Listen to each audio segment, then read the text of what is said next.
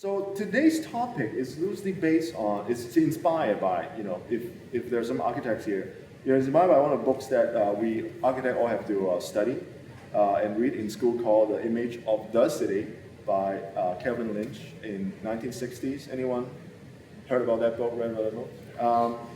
So being an urban planner, he writes about how people understand the city and form some kind of mental mapping of the city, the place that they live in, whether it's a city or a small town or part of a city, by 5 elements, from an urban, planning standpoint.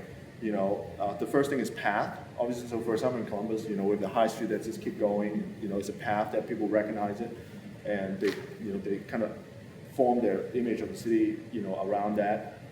Edges, obviously, you have edges in different part of the town that it stops and starts. Sometimes it's the freeway, sometimes it's a gateway to the city. And then you have district. Obviously, we have many different districts. In Columbus, you have downtown, Short North, and Clintonville, and so on. Node would be kind of intersection. So like, for example, in Columbus, you have the high and broad, that it become an intersection, and nodes that we, kind of recognize that. And obviously, there will be, the last thing is the landmark, in our city. So obviously, for example, Levesque Tower would be a good example of landmark that everyone think about that when they think about, the image of Columbus. So those are obviously the physical characteristics and spatial characteristics, of a city. So do you guys do you guys agree that that would be a good starting point, or how did you define an image of city? Before we get into Columbus, what is the image of a city from your standpoint, Walker? Well, I don't think it's any surprise to anyone that the branding conversation is one that's been ongoing for, Mike, could probably say how long? 50 years, 60 years, 70 years. When you look at old documents and exercises that people long before us, had worked on, it's something that Columbus has, I don't want to say struggled with, but it's kind of struggled with, figuring out who we are, how we project that to the world. Part of that has to do with what you just sort of said, those physical characteristics and physical boundaries. We don't have a lot of those, especially naturally built ones. We have no oceans, we have no mountains, there's no forests and things like that. So we have to define ourselves by our built places or our experiences that we can provide. I think a lot of, so basically that eliminates a lot of, some of the symbolic things that maybe you would see, the Golden Gate Bridge representing San Francisco, or, a specific waterway representing another city, the Mississippi representing New Orleans or something like that.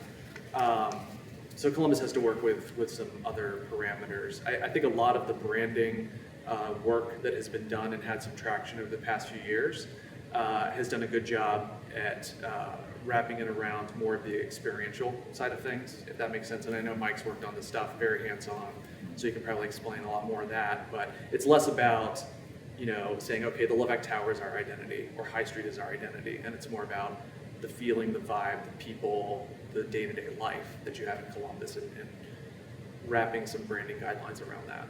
Right. What do you think? Those are all very true things, and I think that's an interesting list.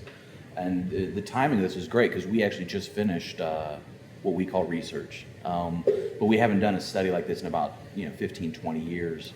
But there have been efforts since the 50s and 60s. There's been 7 efforts to brand Columbus.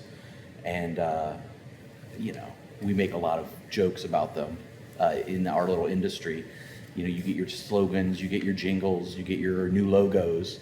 And what we've tried to do different this time is not just take a report from a very intelligent group of people based on a small set of data and try to, once again, be everything to everybody, but have one group assigned to do it.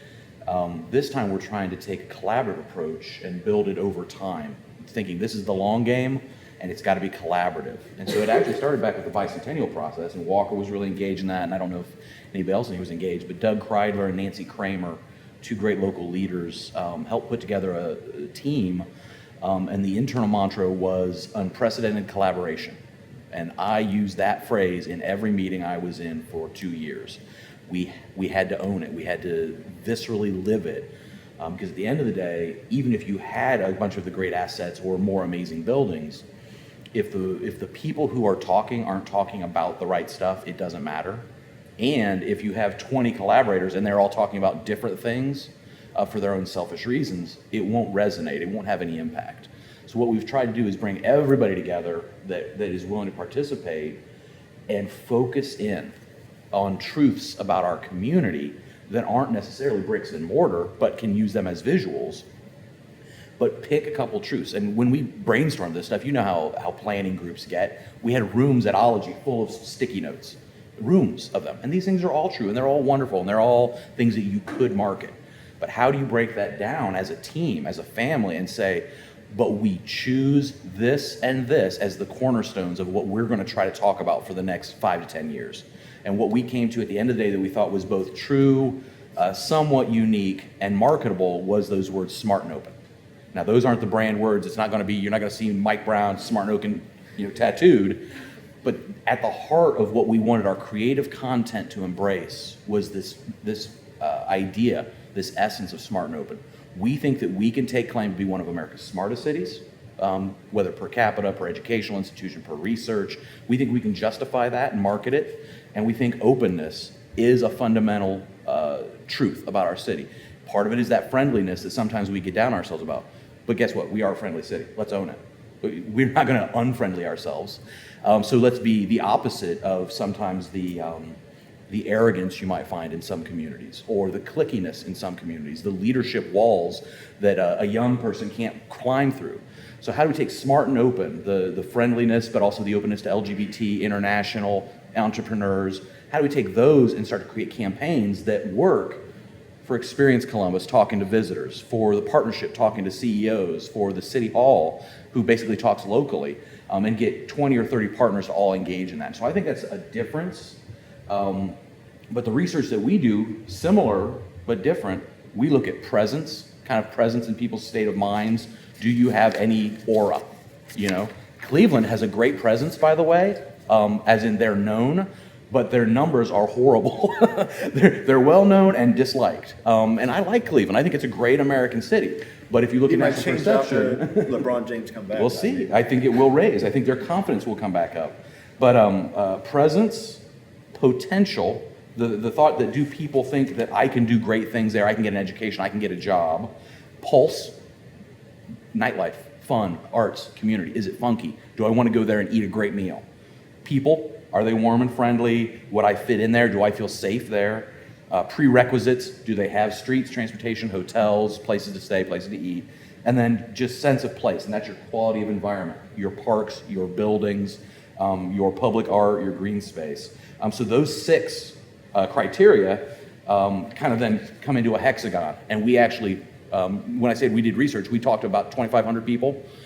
We did a mix of people in Chicago, DC, national travelers who had never been to Columbus, national travelers who at least had been to Columbus once, Columbus residents, and then some industry leaders, as we like to say, writers, travel writers and stuff like that. And so we polled 2,500 people and came up with this. And it just reinforces a fundamental. And I can't share this, I'm sorry, I was going to do slides. But the outside line where you can see we're doing really well, that's us. That's our people saying, you know what, I really like it here. And I believe in those 6 criteria that you can do them. Pulse is our weakness. It's that arts and things to do thing. In the middle, that's your national travelers. There's a fundamental disconnect when people don't know anything about us. They don't know, they don't get it, so therefore we're in the gray zone. Now, when I mentioned Cleveland before, the nice thing is that we get over a 70% with our locals score. Cleveland's like in the 20s with their locals. Cleveland doesn't just have an image problem. They don't just have a aging infrastructure problem. They have a hope problem. They have a belief problem. And LeBron coming back, I think, will help. The RNC going there, no matter what you feel about the RNC, member or not, it will help because it will make them feel like we are somebody. So we'll see theirs grow a little bit. But we do this stuff all the time because this actually matters if we're going to compete as a community. If Greater Columbus is going to compete nationally and internationally, we have to worry about these numbers and move the needle.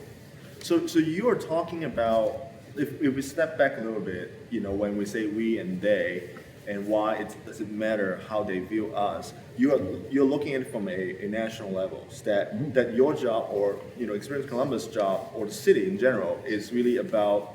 It seems like two major things, maybe more, but one is tourist attraction, right? You want to have visitors from out of town that come to Columbus as a destination to check out what do we have to offer, and businesses, obviously, that if they want to come and invest and open a business in Columbus. So that's in this sense is quite external, in a way that it's almost like a product that you're trying to sell to outside, Columbus. Yeah, we understand our audiences and our mission as a nonprofit. Do any of you guys work for nonprofits? Or are you mostly private? Private? Private. No heads? Up or down, side. We're a nonprofit, but our mission is very specific. Draw that big circle around the community about 50 miles out and talk to people outside the circle. How do we get them to make a buy decision to spend a day, a weekend, a week in the market? And then our partners at the partnership or the chamber or the city, then it's how do I recruit the best talent? How do I recruit the next CEO for my company or the next senior vice president? How do I recruit young entrepreneurial company to move from region X to region Y? So that's why we have collaborative interest. But one thing we discovered, and we participate in this very much, the bicentennial, for the first time ever, we and many others talked to our own audience, because we thought one of the fundamental problems is we've never talked locally.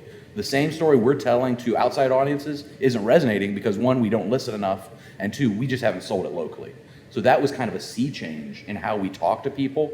I don't think it's been perfected yet, but I do think there is more local engagement on all levels of the storytelling than we've ever had before. And that's one reason we're so interested in like the design and arts and fashion communities, because we think that is a fundamental part of Smart and Open that has not been told well. And so you'll be seeing more of that in the coming years. Now I want to go to Walker, because I think like what Experience Columbus is really good at is it really have a very unified, image and message and a story to tell.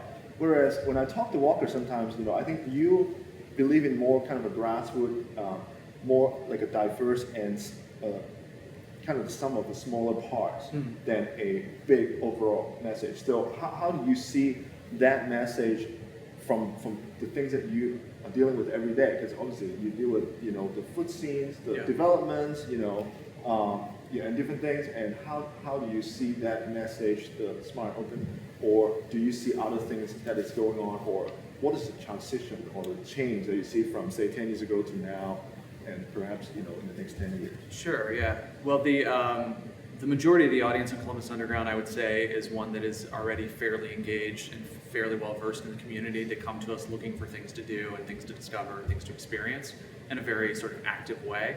I think if you polled our average reader, they would probably have that Pulse score a lot higher. I was kind of surprised to hear that that's sort of the shortcoming, because I've always said to people, if you can't find something to do in Columbus, it's because you're not looking for something to do. There's so many things. Especially on underground. Well, I mean, everywhere. Yeah, I mean, you walk through the Short North any day of the week, and you're going to find something to do. Like, there are things out there. Maybe it's just a matter of discovering them or finding them, and maybe they're not as readily available everywhere as possible. And we do our part to kind of help push that. I also wanted to add real fast too that the inverse. I'm ever the eternal optimist. The inverse thing about locals enjoying what we have here, but outsiders having no idea what's going on. The positive thing about that is that every visitor comes in with an open mind and a blank slate, and they almost always are pleasantly surprised by what they find because they had no expectation. Versus, you go to a city that's constantly getting the national publicity, a city like Portland, where it sounds like there's a brewery on every corner and there's food trucks, waiting with a hot plate of food for you upon arrival. And you get there, you might be let down by what you find. If your expectations are set too high or set in a very specific way, you might arrive and be like, oh, we have this in Columbus. I was expecting unicorns to jump out of nowhere. So we do have that working in our favor. I do think that we're sort of a secret gem. Not that you necessarily want to be that forever. You want to share that with the world. I think what we do from a grassroots level is arm people with as much information as possible and help them be those locals who can be those champions. And Experience Columbus does the same thing. They've got the ambassador program where they take people through a very specific training course. to help them be ambassadors for the community. So I mean, there's grassroots things going on there too.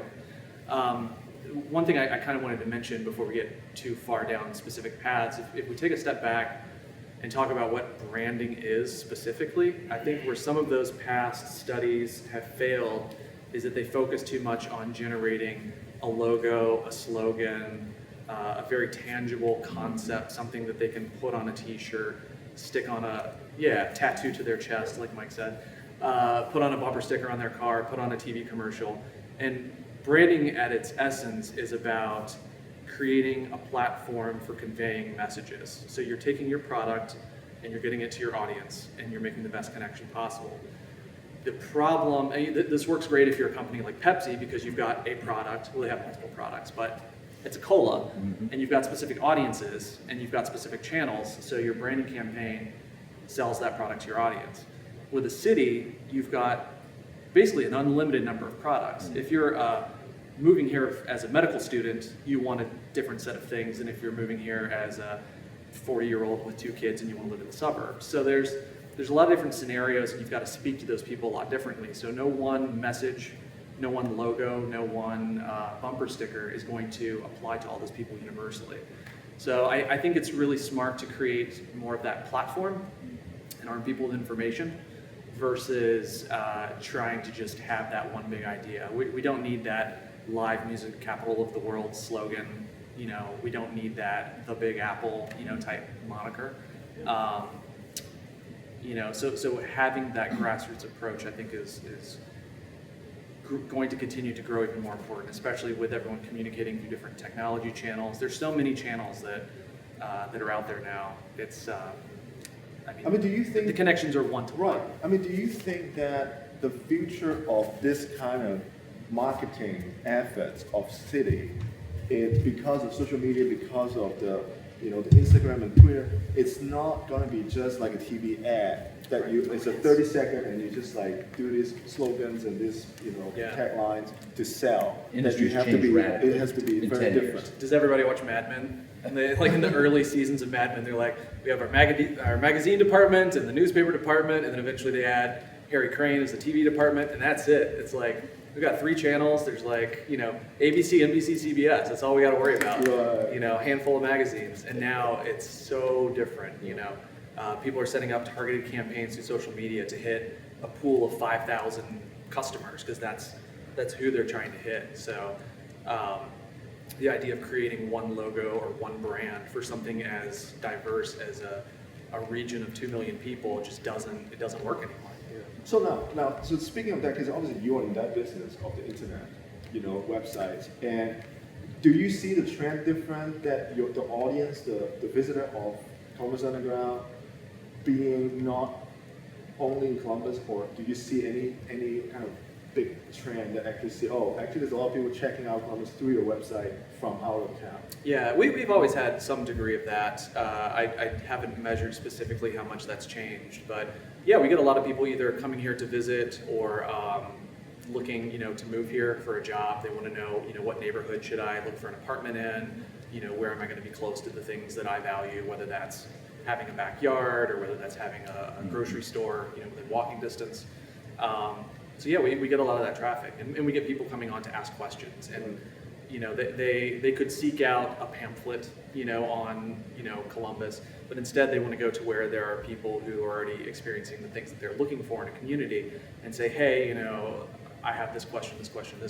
Can somebody help me answer these things? And you see that through Twitter, you see that through Facebook. That one-on-one experience is what a lot of people make their decisions based on.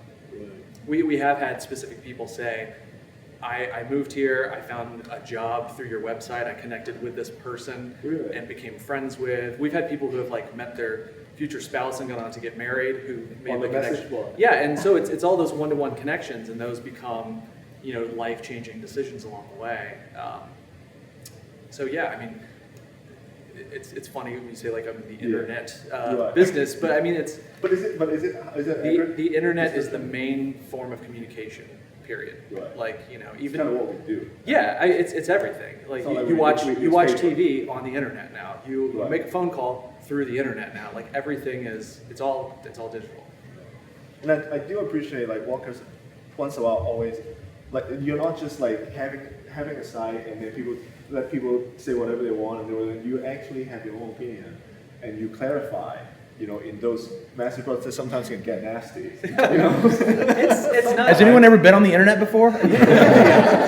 Yeah, Walker's a great referee. yeah. And I heard a appreciate great that. thing the other day that said that kids growing up today, the internet basically gives them full access to the world of wrong. Like when you were a kid, 30 years ago, you had to seek out bad things to do and figure out bad words and stuff. Right. Yeah, the internet, it's all out there. But no, for the most part, the conversations on Columbus Underground, they get heated and passionate sometimes when people are really, if it's political, if it's neighborhood development, people get worked up. But I don't step in as much as I used to. Like it's pretty self-policing.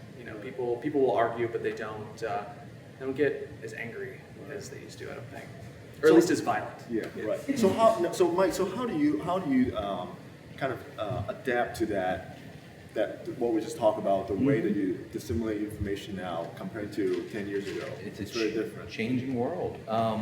I think one of the keys to success, I mentioned collaboration before, when all the people sat in the room and had their big ideas, like everybody loves to have big ideas, so we cuddled them together and we got kind of the basics of a triangle, a marketing triangle, and that hook, that slogan would be at the top of it. We just chopped it off. And we said, we're not going to use that. But underneath that is smart and open, but underneath that is neighborhoods, downtown, green space, arts, culture, food, fashion, all these elements that we thought were truth behind it. And then we asked people, listen, we don't want one big logo. We're not going to create a campaign right now. Maybe 2 or 3 years from now, we'll have a campaign. But we do want to show that collaboration. You guys may have seen how the Columbus is getting used in logos slightly differently, where we highlight the U.S. There's like 36 groups who've changed their logos. And if you've ever worked at a nonprofit or the city of Columbus, changing your brand logo is a pain in the butt, which usually takes consultants and designers, and they all fight. We had in 1 year dozens of groups say, you know what, we're in. So we think that collaboration is a key, because if you're collaborating on that and the concepts and the faith in the part of the pyramid that we've created, now we use all their channels. So now it's not just Experience Columbus talking to visitors, but Alex Fisher and Kenny at the partnership talking out. Now it's the division of police talking to some of the neighborhood groups about neighborhood night out. Now we've got all of this resonance with multiple voices that are at least cognizant of this Columbus story we want to tell.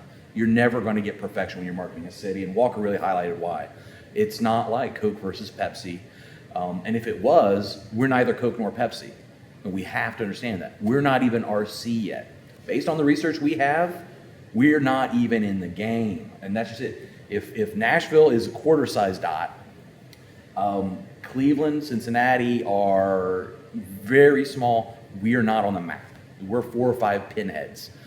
Even Louisville, which is like the size of Dayton. You guys, anybody been to Louisville? 15 years ago, Louisville was facing similar challenges in brand that we are, but they got together and decided we're more than the Kentucky Derby, and that's all anyone knows. One weekend out of the year, we get tons of business, and then it all goes away. We built all these hotels, no one's using them. They put a concerted effort together and went out and owned it collaboratively. We're actually looking at stuff like that. What works? What resonates? And it's when multiple parties, all the way down to people on blogs, individual businesses. I think of Michael Bongiorno, who I worked with on a project recently. When you can get individuals using the same kind of playbook and helping out with it, that has a ripple effect. That has a lot of power to it. And then you look at social media and how we share things like videos, news stories, just the little stuff.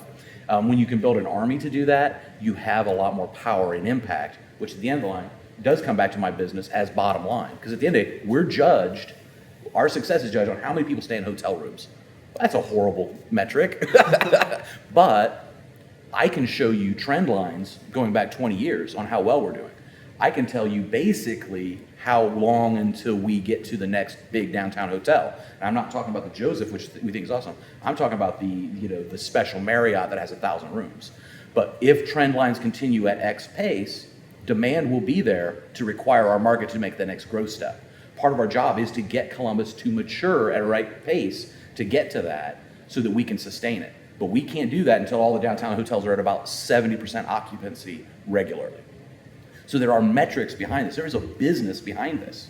Hospitality is $8.6 billion a year right now in Central Ohio, just hospitality. We kind of need to protect that industry. But if knowing what we know about our brand, we can grow it. Let's just say, I don't want to be Louisville. I don't want to be Nashville. I don't want to be Austin. But I would like to have the ability to compete with them when a national group of doctors, attorneys, engineers, architects are going to be, where are we going to the next big conference? Right now, we're not in the game. We're an upcomer. We're a whiteboard. Now, it's not Cleveland. We don't have we don't have a problem to overcome. We just are in a gray zone right now. So all these tools, these are tactical things that we will use, hopefully, to build that brand, to have more presence, and to show people what we have. Because we think, honestly, the bricks and mortar are pretty awesome right now, and the stuff that's going to come in the next decade, wow. I mean, this just downtown in 10 years, wow. Now, I want to actually disagree with that a little bit. Go. About the environment, the physical environment. Now, we talked a little about Cleveland, and Cincinnati, being kind of the big three in Ohio. Now, we recently went down to Cincinnati with the family, and I have to say, I am very impressed. I mean, obviously the downtown is there forever. Obviously, it's very walkable compared to ours. It's much smaller, but that's not we can change. Now they have the streetcar, that they're gonna be online soon, if not already. They have Over the Rhine. Obviously, it's kind of like shortened off maybe 5-10 years ago. And the mural, in downtown, it's amazing. I mean I would just go there just to see the mural in downtown. I think both those cities have better infrastructure assets. Right. We are improving at a faster rate. Right. And we don't have, and most of what we deal with is perception. Come on, Right. Perception versus reality. It's business. But our bricks and mortar are improving at a massively rapid rate where they're doing a few very smart things, but they started so far ahead of us. Right. And that's just, with brand, they started so far ahead of us. Hundreds of years of strong industrial or basically a port city branding, billions of visitors, a national perception, national sports, they're on TV all the time. We started without any of that. So the question is, as the bricks and mortar have increased, we have not increased our branding work until recently. And it will take another 10 years for our storytelling to catch up to where I think we are. And in the meantime, we have to keep doing cool stuff here. The riverfront, East Franklinton, West Franklinton, going east, King Lincoln District, these are all critical things. But I'm an optimist. I mean, I believe that those things are happening while we're doing the storytelling, and they can happen parallel to each other. Right. I mean, I totally agree that the Riverside definitely have a lot of investment for the city in terms of the parks and the improvement. And then if you look at downtown, it's I would say a lot of the work is being done by private developers of all these new apartments that's being built right now. But what do you see? I still think our downtown, to be honest, is not something that at least for architects, something that we can be proud of, just in terms of walkability, in terms of the number of service parking lot that we still have. Human density is not there yet. And I don't know if Walkie, do you see a trend that those parking lot would be slowly going away? Oh yeah, in for the sure. next 5-10 years? Well, we have so many of them that it's probably going to take longer than that. And some of them are they even for sale? I mean, I worry about some of some of the land, some of the owner, the property owner is not even. I don't even want to sell it to you. If you look historically at downtown's decline, it was a half century, from the 40s or 50s when they started tearing down buildings until 10 years ago, when it kind of bottomed out, maybe around 99, 2000. So it's not going to come back in 5 years. It's not going to come back in 10 years. There's a lot of work that's been done. You look back 10 years ago, and a lot has changed since then. There's a lot more in the pipeline. There's construction happening. There are things happening. I think eventually we'll get there. It's just going to take a much longer time. As an architect, I think that could be exciting because it's almost like a blank slate out there. It's a blank canvas. It's a shame that we've lost some historic structures in the process, but it gives us the opportunity to build new infrastructure, new buildings, new standards, new looks. It's a more futuristic, forward-thinking possibilities. Not that every building under construction right now is a prime gem of an example of high stellar architecture. No We're all offense. fighting And- about, and we're all the fighting thing about is- Madison. Madison. the thing is not so much about design, but like I say, it's about density. It's Right. about filling up those parking Creating- lots with creating something that stuff, that yeah. you can feel like it's more walkable. Yeah, but I mean, if you look at some of the longer term plans, some of the groundwork that's been laid, the work that's been done at Columbus State and CCD alone. Columbus State has some massive parking lots over there, Right. but they have 20, 30, 40-year plans to fill all that in, consolidate their parking into garages, have better bikeability, walkability, potentially add residential capacity over there, which they have 0 right now. So, that stuff's not going to happen in 5 years, but the groundwork is being laid and Columbus is growing at a rapid enough clip, like Mike said, that we're eventually going to get there. I was talking, this disconnect between, you said, where we're at now versus our storytelling catching up with us. A frustration of mine, and this relates to both to architecture, design, and to branding, is that I follow a lot of different news sites, blogs, articles online that urban planning blogs and design blogs and things like that. Columbus is a city that is constantly left off the radar with those kinds of things. I read about cool projects happening in Portland and Austin and Chicago, and basically every single city except Columbus. And the interesting thing I always find out is that the projects they're talking about, we have something here either similar. This summer there have been 20 different articles written about cities all over the world reinvesting in their downtown riverfronts. They're coming up with new plans, they want to re-energize these areas. And it's like, hey, ours is under construction. Like, our plan was 2 or 3 years ago. Like, it's opening next year. Like, where's our story? So it's a little bit of a pet peeve of mine, and maybe we all collectively need to just get those stories out there. Right. But Columbus is doing some cool things. I think we're just still off the radar. The storytelling hasn't caught up yet. Like, is it your job to do that kind of stuff? Like, Come on, in terms Mike. of, no, Yeah, Mike, get it done. but I'm just saying, like for example, like say USA Today they have the app that I always look at, and they have the travel section of that, Yeah. right? And then in the travel section, there are different working writers on to it. write about different cities, right? What's happening in different cities? Like, do you guys do that kind of stuff to have a connection with the national media We try. people and give them all the stuff? We did get Highball. Have you been to Yeah, Highball? yeah. Okay, Highball is a great expression of openness and smartness and drunkenness. Highball, we got ranked just, I believe, yesterday or Tuesday in USA Today's top 10 fall Halloween city events to go to. And it was a raving review. Yeah, we work on that kind of stuff all the time, but this goes back to what I said before. This is a competitive marketplace, and I think a lot of people are satisfied, like, yeah, I'm living in a great city, things are going pretty well, my job's going pretty well, and we forget that this is serious competition for those, whether it's the recruiting, the travel and tourism dollars. We are fighting with other cities on a daily basis to win business and bring it here. That $8.6 billion in business that comes from visitors doesn't just happen. It's a nonstop work thing. And I think as we look at it, I mentioned RC and Pepsi earlier. If we're not RC, I actually don't want to be RC. What do I want to be? I want to be more like Dr. Brown's. I want to be a unique thing on the side that people choose because of some sense of better quality, slightly more taste sophistication. And that's why the Smart and Open really matters to us as well, because we can play off that angle and quit, like I said before, we don't want to be everything to everybody. We don't want to be the cheap destination. We don't want to be just a value destination. Our conference is going to Columbus because the hotels are cheaper. Fundamental principle of economics. If your demand is lower because your brand is lower, you can charge higher or lower rates. All right?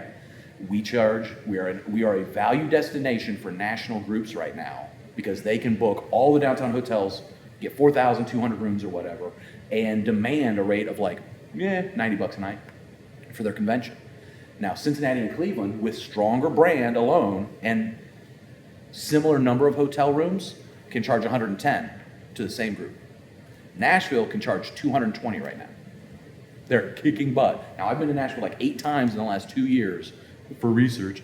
And honestly, there are 2 or 3 blocks that are incredibly walkable and awesome. They have the nicest convention center I have ever imagined. It's not just nicer than I thought they would build, it's nicer than I could imagine someone building. It is so earthy and authentic and fun to walk through, and you can feel music in the air. I'm so jealous. But because of their brand development and their infrastructure development going hand in hand, they've just taken over as the #1 city in America for bachelorette parties. They're now the most in-demand city. We met with them last summer, and they were like, hell no, we're not going to bid on the RNC or the DNC national conventions that are worth $100 million. We're not going to bid on them because it would get in the way of our regular business. Our hotels are too full, and we'd have to cancel people's visits to bring in that kind of business. They're doing that well. It's competitive out there, so this stuff matters to the economy. And so as you guys think about what you stand for, I do hope the Pepsi, RC, Dr. Brown's thing kind of makes sense. Because we're not trying to beat Pepsi. We're not trying to beat RC. We've got to find our own niche in all of this world and fight for that.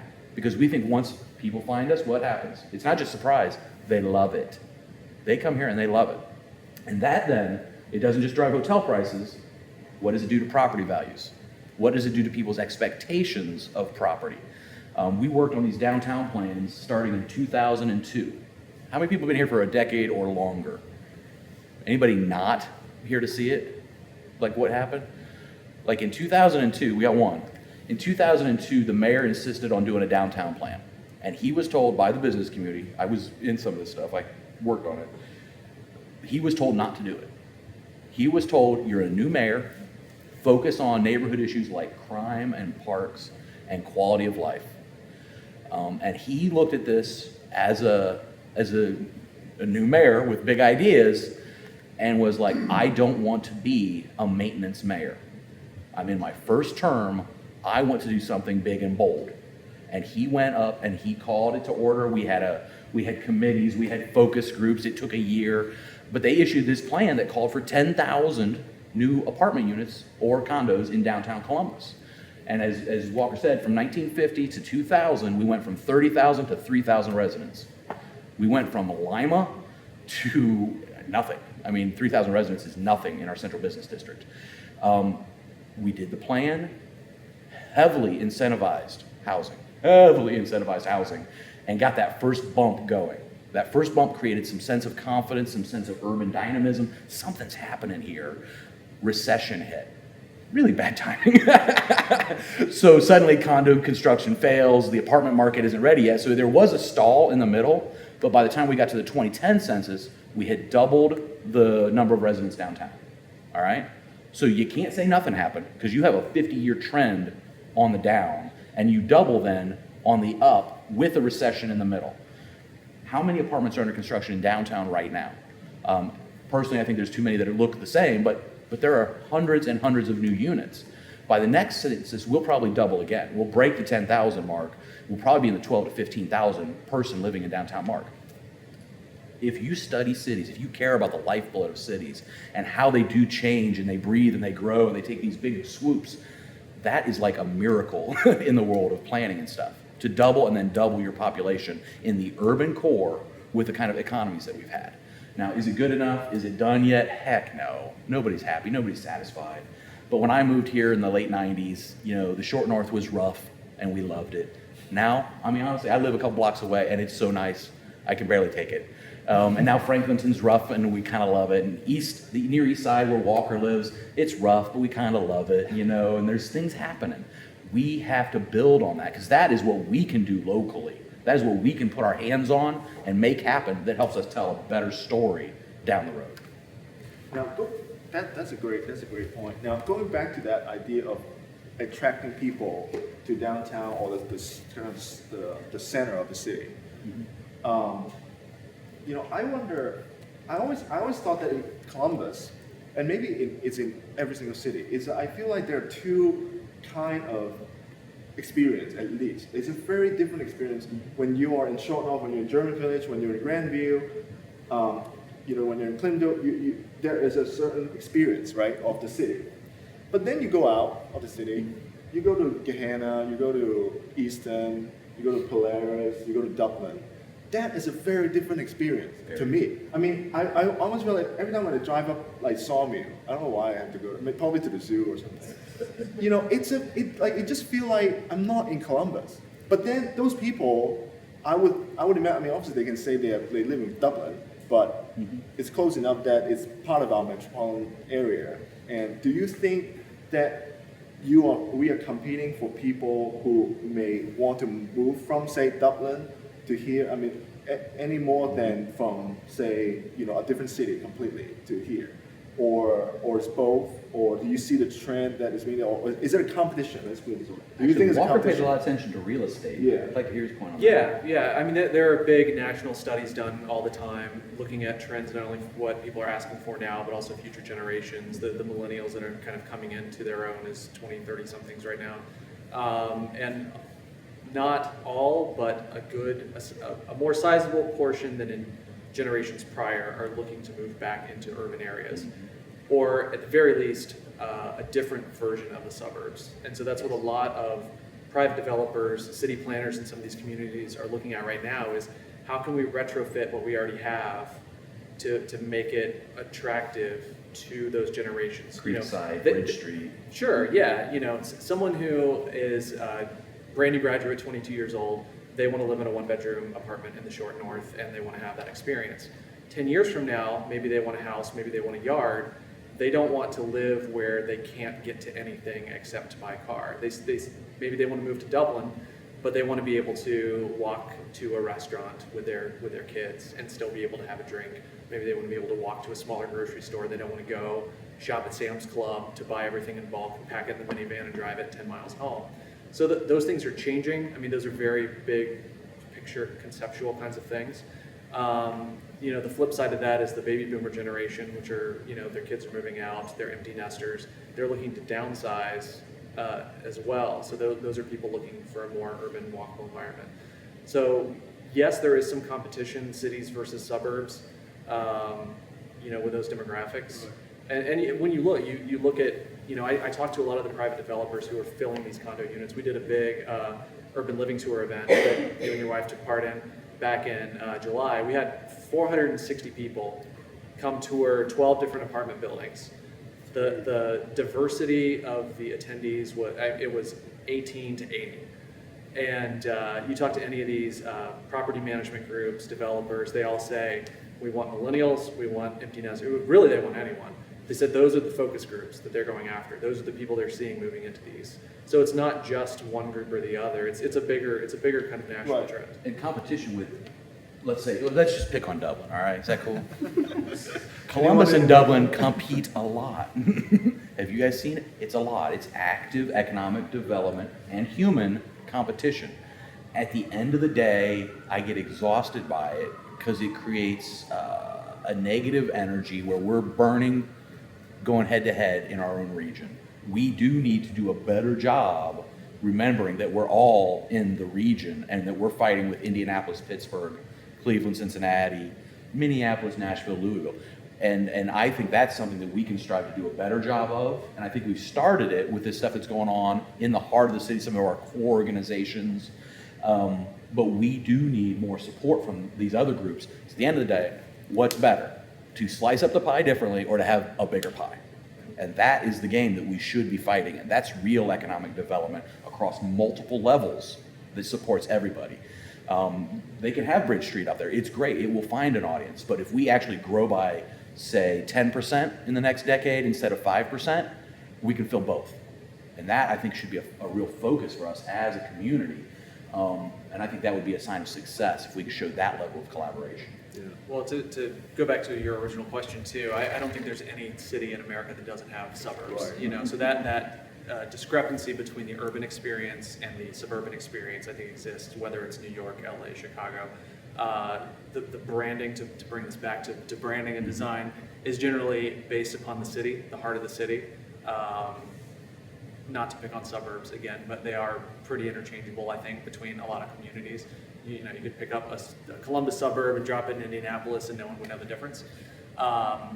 So that branding comes from the heart of the city, and that's why I think, to the mayor's credit, that's why you need to focus on building a good heart and good core, or else you end up struggling like a Cleveland, a Detroit, a Youngstown, where the inner city has completely sprawled outward, and you're left with this ring, this donut, that it could be thriving. Detroit suburbs can be doing well, but people look at that heart of the city and they think, oh, that's a city that's a shell of its former self. Yeah, and before we open up the floor, I think I want to just comment on that last point. I think one of the things that I think Columbus needs to, the city needs to to do better at really is, to attract not just the younger professional and the empty nester, but also everyone in between, meaning, people with family, with young kids. It's a school and the rec center. I mean, those are really behind, I would say, argue to, like Westerville, if you go to Westerville, like we just did a mural at Westerville, so we go to the rec center to have meetings and all that. I mean, it's amazing.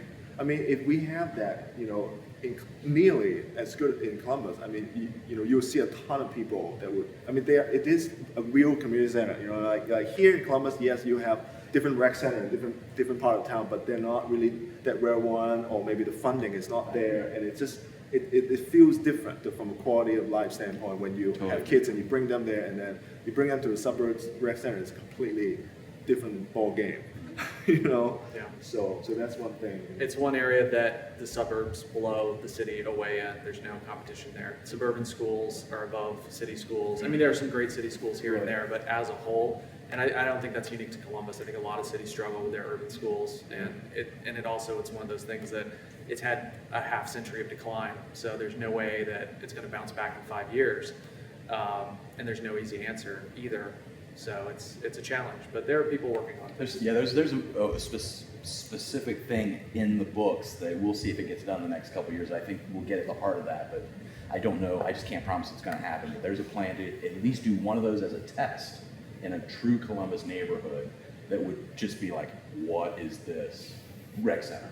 Right. And the mayor's had it on the books for a little while, and they're trying to figure out when to go and how to pay for it and all that stuff. You just set everyone's expectations very high for this project. I saw the early drawings, and I was like, what? But yeah, it's a 70s model. Everything they've got right now is a 70s model. I will ask one piece to check out, because you hit that audience, that different audience, and yeah, the millennials get talked about a lot right now, and we are very cognizant of this kind of the retiree generation, the empty nester generation, doing some really interesting stuff with their movement right now. But we launched something called Life in Columbus. This is one of those collaborative efforts, and we decided that X number of groups would participate, and we're all helping pay for it and do the design work. But Life in CBUS is a website, but it doesn't have Experience Columbus's logo on it, doesn't have the Chamber's logo on it, doesn't have the Partnerships logo on it. It just says Columbus. And we launched very micro campaigns in DC and Chicago.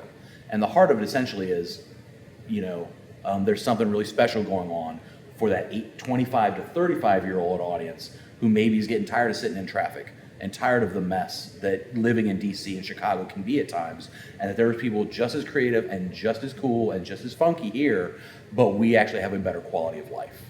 It's more exciting here because you can have access to all of the good stuff instead of spending your whole life on the train or in traffic. So if you want to check it out, there's a cool video at lifeincbus.com. It's the only thing we control on the entire website. The entire rest of the website is an aggregator, similar to the kind of stuff that Walker sometimes does, of what other people are saying about us. Tweets, Facebooks, Instagrams, stories in the national media, and we just let it run. I think there's like 5 words that we won't allow on the website. And you have to be pretty profane. So we allow criticism, we allow all kinds of things, but we want to actually capture just authentic voices, and the website just scrolls and scrolls and scrolls. So it's all these great pictures and stories and stuff that other people have loaded, and all you got to do is hashtag it, and it just automatically loads. The only thing we control is that one 3-minute video that we think captures a little bit of this different story than Columbus has ever told before, and it's all about lifestyle. To this target audience, it is 100% lifestyle. They choose where they want to live. They want to live near people like them who have ideas and are doing good things. You'll see LGBT in the video. You'll see great racial interaction. You'll see food. You'll see fashion. But that's more of the story than just our typical zoo, COSI, shop at Easton. You know what I mean? That historically, that was what we sold. We're changing the model now and talking more about lifestyle and people. Okay, well, very good. I want to open up the floor. If anyone have any comment, question to our speaker today, go ahead. Anyone? Going back to the 2 keywords that you mentioned, smart and openness, as the keywords that why people like Columbus and why we choose to live here. I got the idea of openness, and it's really truly diverse, community that we live in.